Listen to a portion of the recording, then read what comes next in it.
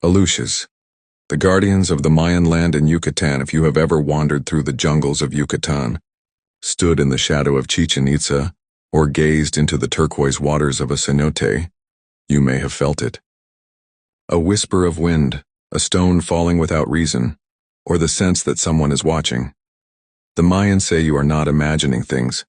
What you feel may be the presence of Aluxes, the mystical guardians of the land. Aluxes, pronounced ah-loosh-es, are small magical beings in Mayan folklore. Described as child-sized figures dressed in traditional Mayan clothing, they are said to live in forests, caves, fields, and cenotes.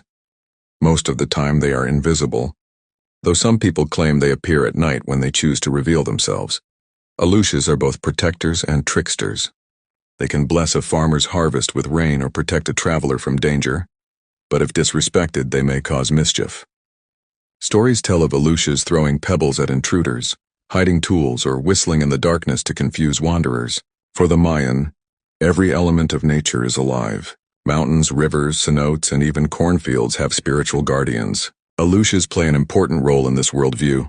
As defenders of sacred places and farmland, farmers once built small stone houses called cenotes for Aluxes. In return, these spirits would guard the crops, scare off thieves, and call the rains.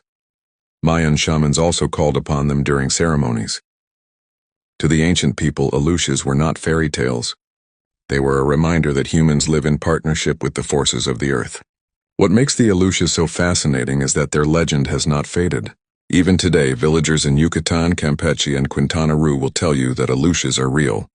Some say that if you build on sacred land without asking permission, Aluxes will make sure the work fails. One famous story comes from the construction of a highway near Chichen Itza. Workers reported that their heavy machines broke down repeatedly. Local elders explained that the Aluxes were upset. After a ceremony and offerings of food and drinks, the problem stopped. Whether coincidence or not, the story became part of modern Yucatecan folklore. When the Spanish arrived, they brought their own legends of duendes, small goblin-like creatures from Europe. Over time, the two myths blended.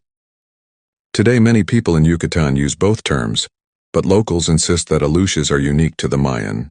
They are guardians of the jungle, the milpa, and the sacred waters of the cenotes. If you ever travel to Yucatán, you may want to follow the local advice. Never whistle at night or you might attract an alush. If you enter a cave or cenote, ask permission aloud before stepping inside.